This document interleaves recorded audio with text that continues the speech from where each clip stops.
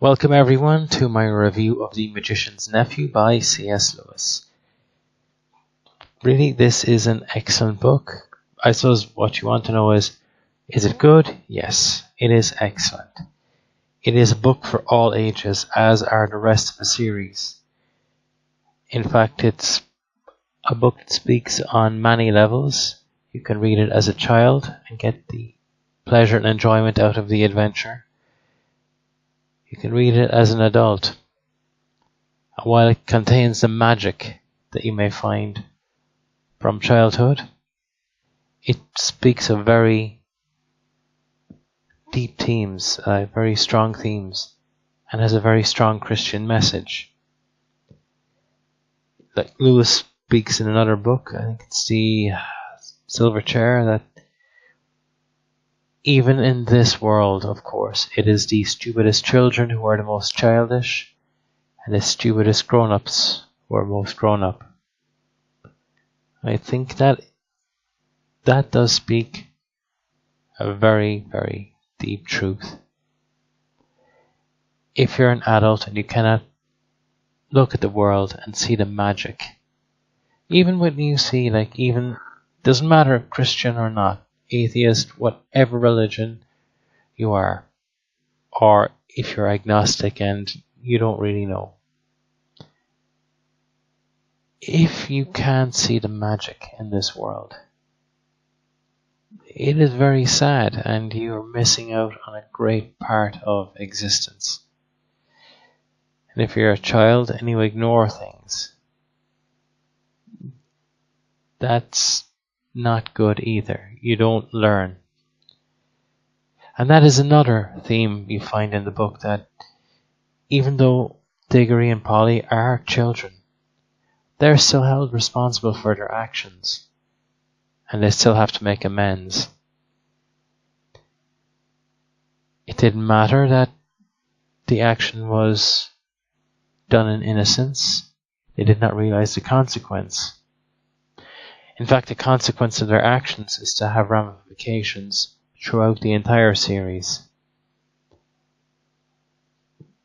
Obviously, there are spoilers involved, so if you don't want to hear any spoilers for later, you might want to switch off.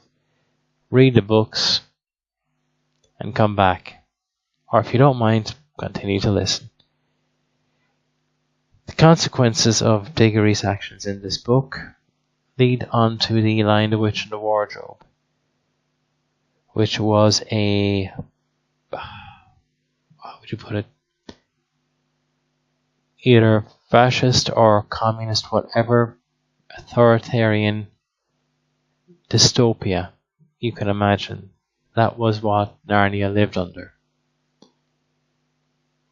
And that was a direct consequence of a thoughtless act by Diggory. Did he mean to do that? No, certainly not. Is he responsible? Yes. And in Tolkien's book, whom Lewis was a very good friend with, there's a line, I believe it's in Lord of the Rings, and I may get the quote wrong, but to paraphrase, those who do not wield a sword may still die upon it.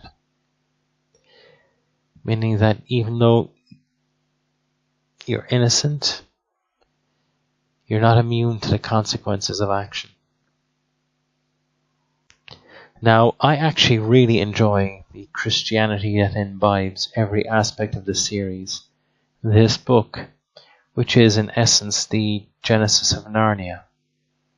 In fact, it contains pretty much the three ages of the religious existence: the Genesis, the Middle Existence, and the Apocalypse.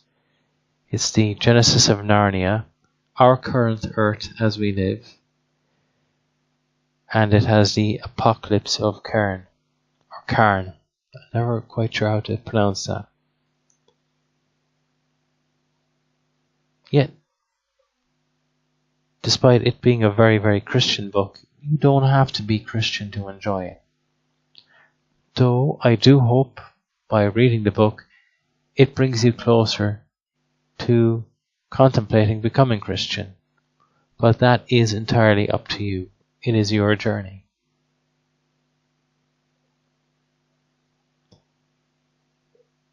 Other themes you may find in the book. Now I'm just going to check my notes.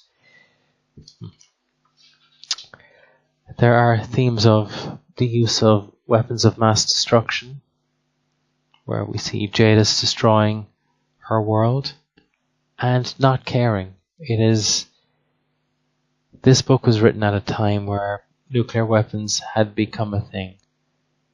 Gas attacks were a thing from Lewis's early adulthood when he fought in the trenches. There is when you say put magic for scientific experimentation, Uncle Andrew's completely unethical use of magic, where he did not care what happened to his nephew, and certainly did not care what happened to his nephew's friend, Diggory's friend Polly, when he sent her out of this world using magic rings. He did not know where they'd end up. He did not really know that they could get back. He believed they could. And the fact that he had faith in his magic does not excuse him. And it speaks to scientific experimentation today. Like, for me, it raises the question of genetic modification of animals and plants. I'm not opposed to what humans have done in the past. We'll say crossbreeding cows or pigs or plants in natural ways to get greater yields or stronger animals. But it's the manipulation at the genetic level that, there is an issue there. And we do not yet know the consequences. And that is one of the joys of these books. It raises real world issues that you can talk to children about without going too far for them. And as an adult, I can read these books and it raises issues. It raises things not just in the religious, but also in the realms of politics and science. Basically, it is a universe in itself. It raises so many questions, makes you look at the world in a whole new way. And this from a children's book. This would be one of my favorite books of the series, The Magician's Nephew. You'll have to look and listen to all my other reviews to find out which is my favorite. Now, going back to the Christian elements, this book is what I plan on reading to my kids if I'm blessed with kids, because it allows them to learn the meaning of the parables, meaning of Christianity, in a way that may be more accessible to them, that they may not get initially from Bible stories. No, I will also read that to them. And for me, Lewis always took a very Catholic approach, that faith and reason are like the shoes in your feet. You can get further with the two than just the one. Science does not contradict religion, nor religion science. You need to take a step back and look at both. And both can complement each other wonderfully. And in the writings of Lewis, that is what you will find. It does contain fantasy elements, but there's nothing wrong with that either. So, to recap, this is a wonderful book for both adults and children. and a great book to read to your children. It is very enjoyable, as are all the books in the series, and I hope you take the time to read it yourself. I'll actually leave a link in the description to a wonderful reading of the book on another channel. I believe it's Reach More Now. It was at Ray Mossholder, I believe, did the reading.